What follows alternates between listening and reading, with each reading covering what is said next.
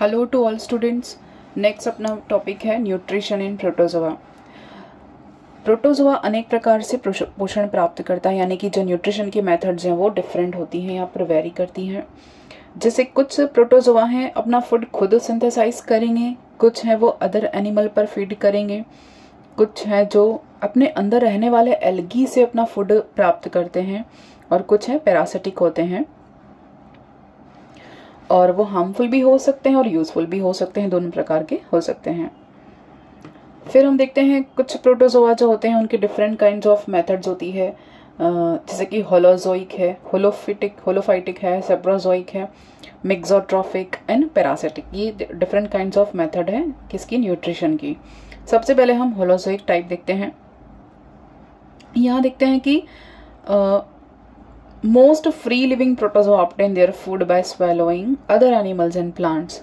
बहुत सारे ऐसे प्रोटोजोआ हैं जो अपना फूड अदर एनिमल्स या प्लांट्स को निगल कर करते हैं। ये जो होते हैं इनका टाइप होलोजोइक कहा जाता है और इनको होलोजोइक न्यूट्रिशन मेथड कहा जाता है।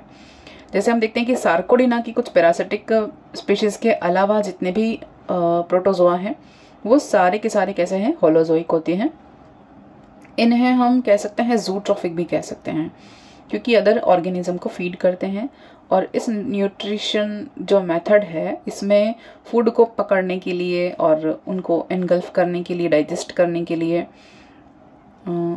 और इनडाइजेस्टेड पार्ट को बाहर निकालने के लिए यहाँ पर इनका डेवलपमेंट होता है, यानी कि सारी की सारी प्रोसेस एक सेल के अंदर हो जाती है। इनका जो फूड है वो हो सकता है जैसे डाइटम्स हैं, रोटीफर्स हैं, क्रस्टेशियंस लार्वी हैं, फ्लैजिलेट्स एनिमल है ना, उन ये सब हैं। और फ्लैजिलेट जो ऑर्गेनिज्म होते हैं उनमें क्या होता है, पिगमेंट्स नहीं होते हैं, इसलिए होलोजोइक न्यूट्रिशन प्रेजेंट होता है। नेक्स्ट अपन देखते हैं होलोफाइटिक या होलोफाइटिक। होलोफाइटिक न्यूट्रिशन बहुत से ऐसे फाइटोफ्लैजिलेट्स हम कहें और प्रोटोजोआ जिनमें कि क्लोरोप्लास्ट प्रेजेंट हो सकता है या क्रोमेटोफोर प्रेजेंट होते हैं, ये अपना फूड सिंथेसाइज खुद करते हैं बाय द फोटोसिंथेसिस प्रोसेस। और क्योंकि इस मेथड में फूड बनाने की जो प्रोसेस होती है उसको चलाते रहने के लिए एनर्जी की आवश्यकता होती है, सनलाइट की आवश्यकता होती है, और इसीलिए इन्हें ऑटोट्रॉफिक कहते हैं या फोटोट्रॉफिक कहते हैं। और इस प्रोसेस में कार्बन डाइऑक्साइड की नीड है और वाटर की नीड है। ये सब रॉ मटेरियल की तरह काम करते हैं और ये सारी की सारी एक कॉम्प्लेक्सिव केमिकल प्रोसेस के थ्रू गो थ्रू होते हैं। और इनके फलस्वरूप इनका जो फूड बनता है वो डेक्सट्रोज शुगर का फॉर्मेशन होता है, जिससे ये अपनी एनर्जी फुलफिल करते हैं। और इस प्रकार जो डेक्सट्रोज से पैरामाइलोन का फॉर्मेशन हो जाता है। पैरामाइलोन पिगमेंट के बारे में हम देख चुके हैं पहले, जो कि एक यूग्लिनॉइड फ्लैजिलेट्स का एक मेन कैरेक्टर है। पैरामाइलोन का स्टोर होना यूग्लिनॉइड फ्लैजिलेट्स जो हैं उनका मेन कैरेक्टर है। यहाँ पर हमने इतना देखा। अब हम देखते हैं फूड एंड फीडिंग कि फूड की प्रोसेस और फीडिंग की प्रोसेस, फूड क्या है और उनका फीडिंग प्रोसेस क्या है। तो हम देखते हैं कि जो अदर स्मॉल ऑर्गेनिजम्स होते हैं जैसे कि प्रोटोजोआ हैं, डायटम्स हैं, रोटीफर्स, क्रस्टेशियंस लार्वी, इन सब का प्रोटोजोआ ही भोजन करता है, यानी कि इन सभी को प्रोटोजोआ फीड करता है। तो इनको निगलने के लिए एक मेथड जो होती है उसे फैगोट्रॉफी कहते हैं या फेगोफाइटोसिस कहते हैं। एनगल्फ कर लेते हैं पूरा इन ऑर्गेनिजम्स को, अदर प्रोटोजोआ क्या कर लेते हैं, एनगल्फ कर लेंगे, खा जाएंगे। तो ये सारे जो फ्लैजिलेट्स हैं उनमें क्या होता है, पिगमेंट्स नहीं होते हैं, और अगर हो भी सही तो उनका डिजनरेट हो जाते हैं, वो नष्ट हो जाते हैं। और अपने जो सॉलिड उनका जो फूड है उस फूड में फ्लैजिला की हेल्प से अपने फूड को कैप्चर करेंगे, पकड़ेंगे, और अपने बॉडी की ओपन सरफेस होती है वहाँ से क्या करेंगे, अपने फूड को अंदर की ओर स्वेलो करेंगे। जैसे बोडो में और एक स्पेसिफिक एपरेटिस होता है, फिर यूग्लिना में भी इस तरह से ये अपने फूड को एंगल्फ कर लेते हैं। फिर पैरानीमा है, उनमें भी कुछ फ्लैजिलेट्स होते हैं जो फ्लैजिला जो कि फूड को कैप्चर करने के लिए हेल्प करते हैं। और इन जो यूनिक स्ट्रक्चर होती है इन्हें ट्राइकाइट्स कहते हैं। ये ट्राइकाइट्स क्या करेंगे, पैरानीमा में अपने फूड को कैप्चर कर लेंगे और अपने फूड को कैप्चर करके एनगल्फ कर लेंगे। तो ये फूड और फीडिंग हैबिट हो गई, हमने देखा। और नेक्स्ट हम देखते हैं protozoa of class Sarcodina have pseudopodia to eat food, यानी कि सार्कोडिना में क्या होता है, स्यूडोपोडिया होते हैं अपने भोजन को लेने के लिए। This method is called amoeboid nutrition और amoeboid has 4 different method to get nutrition. तो जो पर्टिकुलर प्रोटोजोआ की जो सार्कोडिना क्लास है उसमें क्या यूनिक फीचर पाया जाता है, स्यूडोपोडिया प्रेजेंट होते हैं। किसके लिए, फूड को ईट करने के लिए या कैप्चर करने के लिए। तो इस मेथड को हम कहते हैं अमीबॉइड न्यूट्रिशन।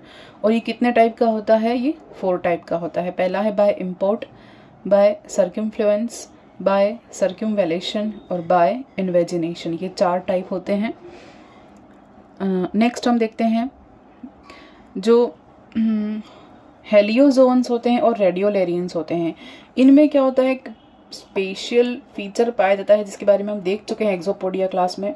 एक्सोपोड्स होते हैं जो फूड को क्या करेंगे, कैप्चर करते हैं। फिर नेक्स्ट अगर फोरामिनीफेरेंस के बारे में देखें तो इनमें भी क्या होता है, सॉफ्ट रेटिकुलर स्ट्रक्चर होती है और कुछ स्टिकी में सब्सटेंस होता है जो कि फूड को स्टिक कर लेता है और ये अपने अंदर एनगल्फ कर लेते हैं अपने फूड को।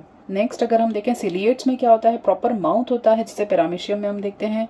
और सक्टोरियंस में क्या होता है, टेंटिकल्स होते हैं और कुछ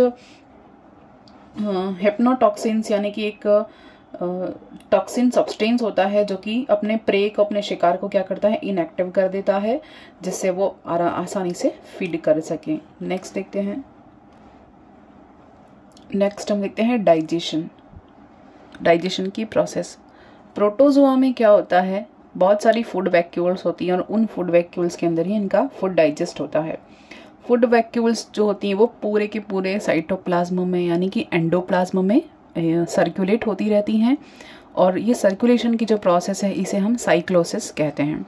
फूड वैक्यूल के अंदर जो जितने भी प्रोसेस हो रही है यानी कि जितने भी एसिडिक और बेसिक मीडियम हैं वो क्या करेंगे, अपने फूड को डाइजेस्ट करने का या डिकम्पोज करके उनको इजी फूड कंपोनेंट में कन्वर्ट करते हैं। तो बहुत सारे प्रोटोजोअन्स एनिमल हैं जिनमें कि प्रोटीन और कार्बोहाइड्रेट की जो डिकम्पोजिशन की प्रोसेस है उनके लिए एक पर्टिकुलर एंजाइम पाए जाते हैं और ये एंजाइम जो होते हैं वो इनिशियल स्टेज में तो एसिडिक होते हैं जो सभी ऑर्गेनिज्म में कॉमन होते हैं, एसिडिक मीडियम, और बाद में क्या होता है, बेसिक मीडियम। इसमें प्रोटीन जो होती हैं वो डाईपेप्टाइड में कन्वर्ट हो जाती हैं, डाईपेप्टाइड्स अमीनो एसिड में कन्वर्ट हो जाते हैं।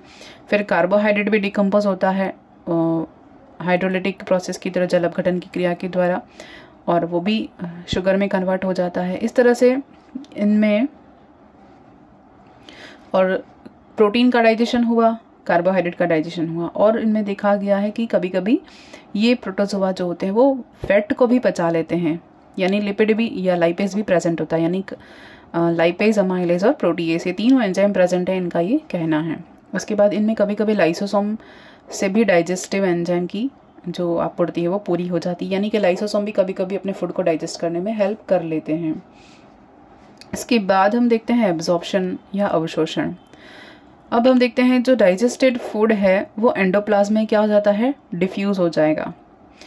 फूड डाइजेस्ट होने के बाद कहाँ डिफ्यूज हो जाएगा, एंडोप्लाज्म में डिफ्यूज हो जाएगा, और ये एंडोप्लाज्म में जो फूड है उसका एसिमिलेशन हो जाएगा, उनके साइटोप्लाज्म में एसिमिलेट हो जाएंगे, और जो बचा हुआ फूड है यानी कि जो बच गया है फूड वो मोस्ट ऑफ तो ग्लाइकोजन के फॉर्म में, फिर पैरामाइलोन के फॉर्म में और लिपिड में और क्रोमेटिन बॉडीज में स्टोर हो जाता है। तो कुछ तो एसिमिलेट हो गया, जितना रिक्वायरमेंट था और जितना बच गया वो स्टोर हो जाएगा इन फॉर्म में, ग्लाइकोजन, पैरामाइलोन, लिपिड्स के फॉर्म में। अब नेक्स्ट देखते हैं इजेशन। इजेशन में देखो कि फूड का जो इजेशन है वो जो अमीबा के जो पोस्टीरियर रीजन होता है वहाँ से एक एक्टोप्रॉक्ट या साइटोपाइक एक पोर होता है, उस पोर से इजेस्ट कर दिया जाता है या एक्सक्रीट कर दिया जाता है। और ये जो मैंने कहा वो सिलिएट का मेन कैरेक्टर है। सिलिएट में एक पर्टिकुलर पोर होता है, लेकिन अदर प्रोटोजोआ में कहीं से भी ये एक्सक्रीट हो सकता है। ये तो हमने डाइजेशन की प्रोसेस देखी, एब्जॉर्प्शन, एजेशन, ये सारा देख लिया, यानी कि फेगोसाइटोसिस की प्रोसेस देखी। अब हम देखते हैं पिनोसाइटोसिस की प्रोसेस। पिनोसाइटोसिस यानी कि अमीबा और कुछ फ्लैजिलेट्स में और सिलिएट्स जो प्रोटोजोआ हैं उनमें क्या होता है, पिनोसाइटोसिस प्रोसेस भी होता है। फेगोसाइटोसिस के साथ पिनोसाइटोसिस की प्रोसेस भी देखी गई है, यानी कि लिक्विड कंटेंट को एब्जॉर्ब करना। ये क्या करेंगे, अपनी बॉडी सरफेस से क्या करेंगे, कुछ लिक्विड्स को भी एब्जॉर्ब करेंगे अपने बॉडी के अंदर। और इसके लिए सेल के चारों ओर का जो मीडियम होता है उसमें कुछ एक्टिव सब्सटेंस होते हैं, जैसे कि प्रोटीन है, बहुत से सॉल्ट हैं। अगर इस तरह की कोई एनवायरनमेंट है तो वो क्या करेंगे, अपनी बॉडी से वो पिनोसाइटोसिस प्रोसेस के थ्रू उसको एब्जॉर्ब कर लेंगे। तो ये एक प्रोसेस भी देखी गई है, पिनोसाइटोसिस प्रोसेस, जो कि अमीबा में, कुछ फ्लैजिलेट्स में और सिलिएट्स में होता है। अब हम देखते हैं सैप्रोफिटिक न्यूट्रिशन। सैप्रोफिटिक न्यूट्रिशन में, यानी मृतोपजीवी भी बोलते हैं इनको, जो सैप्रोफिटिक न्यूट्रिशन है उसमें बॉडी की नॉर्मल सरफेस से क्या होता है, ऑस्मोसिस प्रोसेस के थ्रू भोजन का या फूड का अवशोषण या एब्जॉर्प्शन होता है। इस फूड एब्जॉर्ब करने की जो प्रोसेस है उसे हम ऑस्मोट्रॉफी भी कह सकते हैं। और इस मेथड में लिया जाने वाला जितना भी डीजनरेटिव बैक्टीरिया द्वारा तैयार किया गया डेड ऑर्गेनिक मटेरियल होता है, यानी क्या लेते हैं, ये डेड ऑर्गेनिक मटेरियल को लेते हैं। तो ये बैक्टीरिया के थ्रू तैयार किया जाता है, क्योंकि इसको डिकेइंग करने का काम बैक्टीरिया का होता है, जो भी डेड फूड ये खा रहे हैं। इस प्रकार का जो सैप्रोफिटिक न्यूट्रिशन है वो किस किस में देख सकते हैं, मेस्टिक अमीबा में देख सकते हैं, कुछ कलरलेस फ्लैजिलेट में देख सकते हैं, जैसे कि किलोमोनास है, एस्टेशिया है, पॉलीटोमा है, इन सब में सैप्रोफिटिक न्यूट्रिशन पाया जाता है।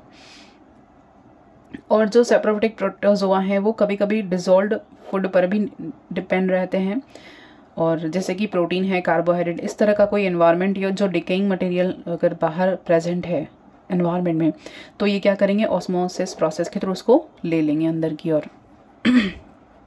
अगला हम देखते हैं न्यूट्रिशन का टाइप जो है वो मिक्सोट्रॉफिक न्यूट्रिशन इंपॉर्टेंट है। कुछ प्रोटोजोआ हैं ऐसे जिनमें कि दोनों प्रकार से, यानी कि एक से ज़्यादा मेथड का यूज़ होता है अपने फूड को लेने के लिए। कुछ प्रोटोजोआ अपना फूड जो है वो ऑटोट्रॉफी के थ्रू लेते हैं, यानी कि सन की या सनलाइट की प्रेजेंस में फोटोसिंथेसिस प्रोसेस के थ्रू वो अपना फूड बना लेते हैं। कुछ में क्या होता है कि ऑस्मोसिस जो प्रोसेस है, यानी ऑस्मोट्रॉफी के थ्रू अपना फूड ले लेते हैं। जैसे कि हम देखते हैं कि यूग्लिना में हमने क्या देखा है कि यूग्लिना में फूड क्लोरोफिल प्रेजेंट होता है, तो वो जब फेवरेबल कंडीशन होती है तब तो वो अपना, यानी कि सनलाइट प्रेजेंट होती है तब तो वो खुद अपना फूड बना लेते हैं, लेकिन अनफेवरेबल कंडीशन में क्या करते हैं, ये हेट्रोट्रॉफिक न्यूट्रिशन दर्शाते हैं। तो इस तरह से यूग्लिना है, पैरानीमा है और कुछ फ्लैजिलेट्स हैं, वो इस तरह का फूड प्राप्त करते हैं। अब हम देखते हैं लास्ट जो मेथड है वो पैरासिटिक न्यूट्रिशन है। पैरासिटिक प्रोटोजोआ जो होते हैं अपने फूड लेने के लिए किसी अदर ऑर्गेनिज्म पर डिपेंड रहते हैं, जैसे कि जो इंटेस्टाइन में रहने वाले जू मेस्टिगोफोरा हैं, जैसे कि ट्राइकोमोनास है और नेक्टोथेरस है, बेलेंटिडियम है, ये सब क्या करते हैं, अदर एनिमल्स पर फीड करते हैं और पैरासिटिक अडेप्टेशन होता है इनका। जैसे कि सार्कोडिना के एंटमीबा में क्या होता है कि ये लाइफ की किसी ना किसी स्टेज में पिनोसाइटोसिस के थ्रू अपना फूड लेते हैं, और कुछ ट्रिपनोसोमा जैसे है वो ब्लड में अपना पूरा जीवन सर्वाइव करता है, ये ऑस्मोट्रॉफी के थ्रू अपना फूड प्राप्त करता है ट्रिपनोसोमा, जो ब्लड में रहता है। इसके अलावा मोनोसिस्ट जो है वो अर्थवर्म जो होता है उसके अंदर अर्थवर्म के अंदर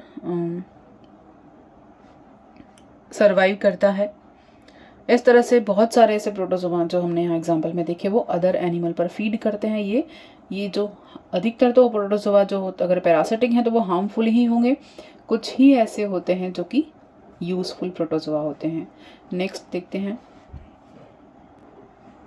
अब हम एक नया कॉन्सेप्ट है कॉन्ट्रैक्टाइल वैक्यूल एंड ऑस्मोरेगुलेशन के बारे में देखते हैं। तो ये क्या होता है, कॉन्ट्रैक्टाइल वैक्यूल्स क्या होते हैं?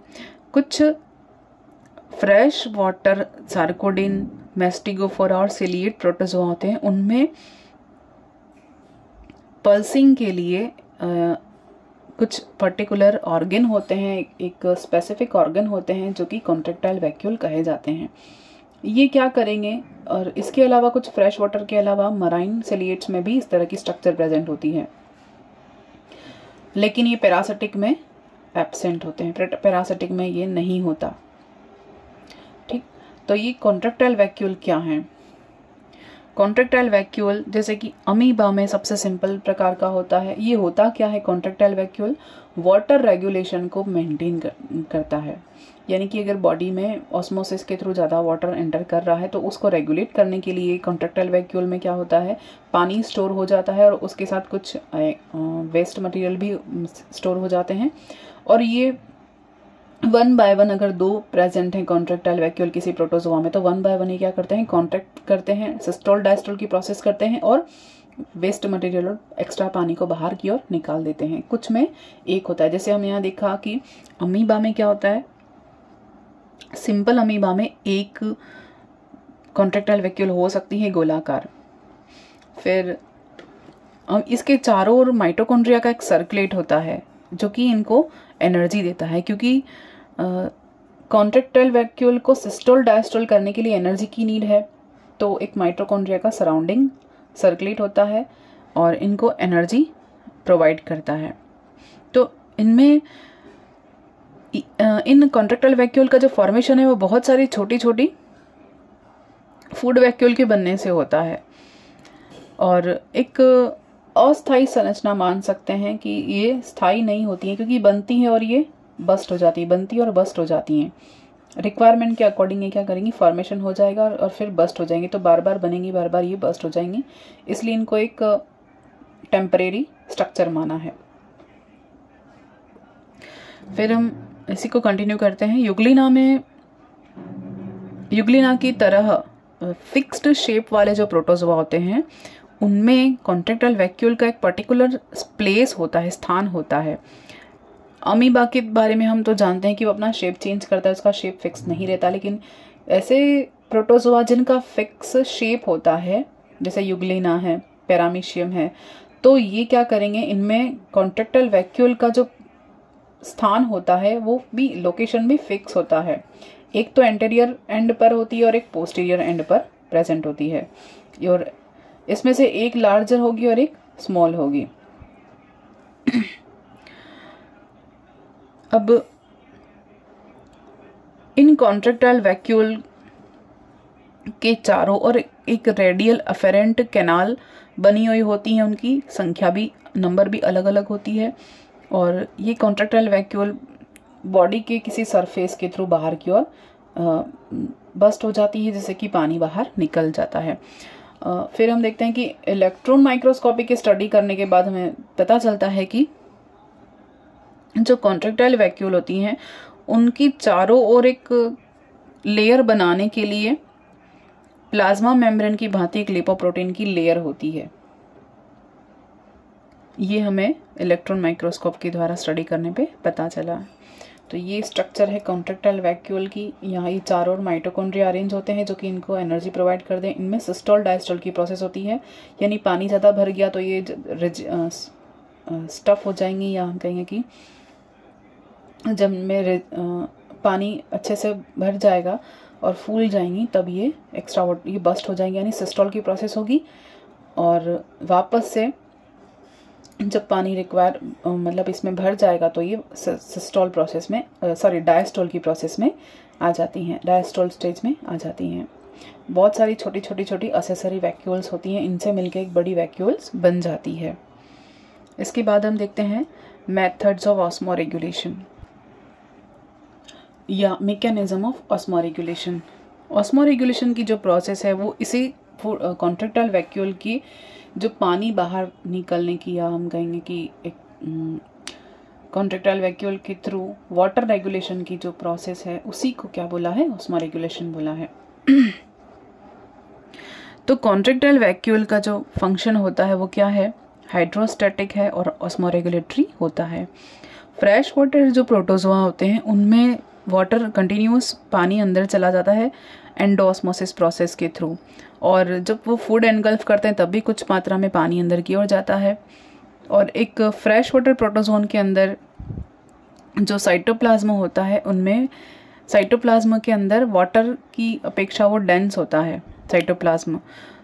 तो प्रोटोजोआ की जो बाहरी प्लाज्मा लेमा है या पेलिकल है जो कि सेमी परमिएबल होती है, ये क्या करेगी, ऑस्मोरेगुलेटरी थ्योरी के अकॉर्डिंग बाहर का जो पानी है वो कंटिन्यूस अंदर की ओर एंटर करता रहता है। और अगर ये बॉडी कंटिन्यूसली ये वाटर उस बॉडी के अंदर कंटिन्यूसली फील होता रहे या ऑस्मोरेगुलेट होता रहे तो सेल क्या हो जाएगी, फूल जाएगी और सेल फटकर बस्ट हो जाएगी, नष्ट हो जाएगी। इसलिए इस ऑर्गन जो होता है, ये ऑर्गेनिज्म है या प्रोटोजोआ, इसके अंदर वाटर रेगुलेशन के लिए बहुत ही यूनिक स्ट्रक्चर पाई जाती है जिसको ही हमने कॉन्ट्रैक्टाइल वैक्यूल बोला है। तो ये रिक्तिका या वैक्यूल क्या करती है, बारी बारी से इसका सिस्टोल होता है, डायस्टोल होता है, यानी कि बढ़ेगा और अनुशीतलन होगा और फूलेगा या सिकुड़ेगा। ये दोनों प्रोसेस यानी सिस्टोल डायस्टोल की प्रोसेस कंटिन्यूसली होती रहती हैं और इनका जो वॉल्यूम है वो मेंटेन रहता है। तो इस कॉन्ट्रैक्टाइल वैक्यूल के बारे में ऐसे देखा जाए तो ये यहाँ पर थ्योरीज हैं, उन 3 थ्योरीज पर ये बेसिकली डिपेंड है। इनको हम एक्सप्लेन कर सकते हैं 3 सिद्धांतों के द्वारा। तो पहला सिद्धांत है ऑस्मोरेगुलेशन का परासरण सिद्धांत, या इसको हम ऑस्मोटिक थ्योरी कह सकते हैं। ऑस्मोटिक थ्योरी के अकॉर्डिंग वाटर जो है वो ऑस्मोसिस प्रोसेस द्वारा साइटोप्लाज्म से कॉन्ट्रैक्टाइल वैक्यूल में जाता है। अकॉर्डिंग टू ऑस्मोटिक थ्योरी जो वाटर है वो ऑस्मोसिस प्रोसेस के थ्रू साइटोप्लाज्म में एंटर करेगा और साइटोप्लाज्म से ये कहाँ जाएगा, कॉन्ट्रैक्टाइल वैक्यूल में एंटर करता है। दूसरी मेथड है अपने पास फिल्ट्रेशन थ्योरी। इस थ्योरी के अकॉर्डिंग हाइड्रोस्टैटिक प्रेशर के कारण, यानी द्रव स्थैतिक दाब कह सकते हैं, हाइड्रोस्टैटिक प्रेशर के कारण साइटोप्लाज्म का जो वाटर है वो कॉन्ट्रैक्टाइल वैक्यूल के अंदर जाता है। लेकिन एक साइंटिस्ट हैं किचिंग, वो कहते हैं कि ये जो सिद्धांत या थ्योरी है ये कॉन्ट्रैक्टाइल वैक्यूल की प्रोसेस के लिए बिल्कुल सही नहीं है। क्यों? क्योंकि यह केवल जल को ही शरीर के बाहर निकालने के लिए सिस्टोल की प्रोसेस करता है, दूसरे अदर मटेरियल को या एक्सक्रीटा को बाहर नहीं निकालता। तो इस प्रकार जो कोशिका के या सेल के अंदर होने वाला हाइड्रोस्टैटिक प्रेशर है वो वैक्यूल के द्रव को छनने से कम नहीं हो सकता, यानी कि पानी का बाहर निकलना या हाइड्रोस्टैटिक प्रेशर के द्वारा ही हम इस लिक्विड का बाहर की ओर निकलना हो सकता है। यानी कि कोशिका के अंदर होने वाला जो हाइड्रोस्टैटिक प्रेशर है वो रिक्तिका में या वैक्यूल में द्रव के छनने से कम नहीं हो सकता जब तक कि कोशिका के अंदर के सकल यानी कि पूरे आयतन में या वॉल्यूम में कमी न हो। तो ये सिद्धांत क्या कहलाता है, फिल्ट्रेशन थ्योरी कही जाती है। यानी कि पानी जो है वो छन कर बाहर जाता है और ये सिर्फ सिस्टोल की प्रोसेस को दर्शाता है और फिल्ट्रेशन के थ्रू पानी बाहर की ओर निकलता है और हाइड्रोस्टैटिक प्रेशर को ये फोर्स करते हैं, किचिंग। नेक्स्ट हम देखते हैं सिक्रेशन थ्योरी।